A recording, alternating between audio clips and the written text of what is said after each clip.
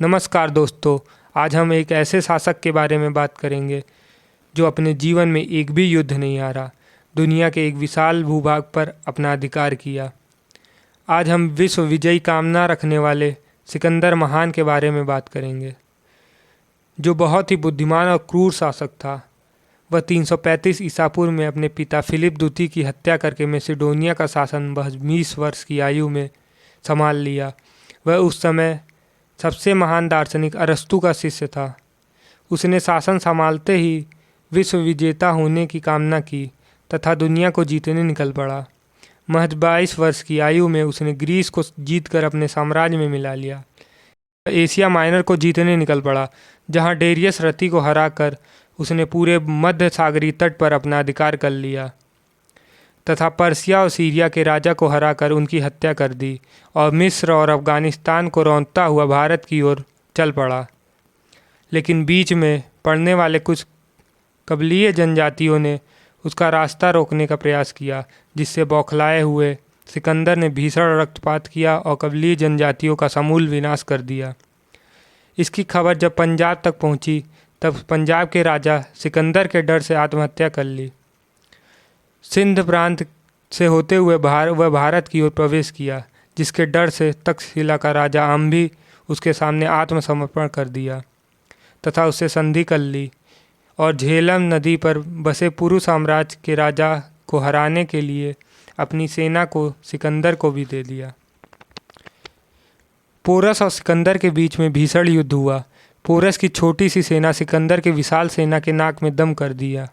Porous की हार हुई, लेकिन उसके वीरतापूर्ण युद्ध करने की वजह से उसे भारत का पहला वीर कहा जाता है। उसे बंदी बनाकर सिकंदर के समक्ष प्रस्तुत किया गया। सिकंदर ने उनसे पूछा, तुम्हारे साथ कैसा व्यवहार किया जाए? पोरस ने उत्तर दिया, जैसा एक राजा दूसरे राजा के साथ करता है। पोरस का यह बात सुनकर सिकंदर बहुत प्रभावित हुआ और उसे उसका राज्य लौटाकर उससे दोस्ती कर ली। जब वह झेलम और रवि नदी को पार करते हुए व्यास नदी पर पहुंचा, तो उसकी सेना ने जवाब दे दिया और युद्ध से इनकार कर दिया।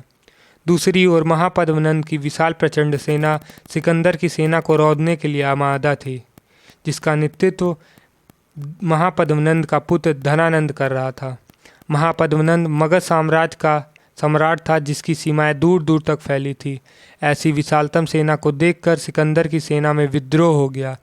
इसके अलावा वह सालों से लगातार युद्ध भी कर रहे थे और थक चुके थे और अपने देश मैसेडोनिया जाना चाहते थे। सिकंदर ने बहुत समझाया, लेकिन उसकी सेना ने इनकार कर दिया। सिकंदर के विश्व विजयी होने का सपना टूट गया।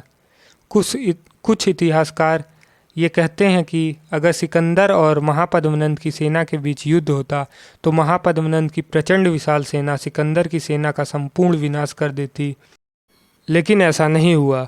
अब सिकंदर ने अपनी सेना को 2 भागों में बांट दिया तथा आधी सेना को सिंध प्रांत और आधी सेना को अपने नेतृत्व में गुजरात के रास्ते में मैसेडोनिया पहुंचाने का आदेश दिया।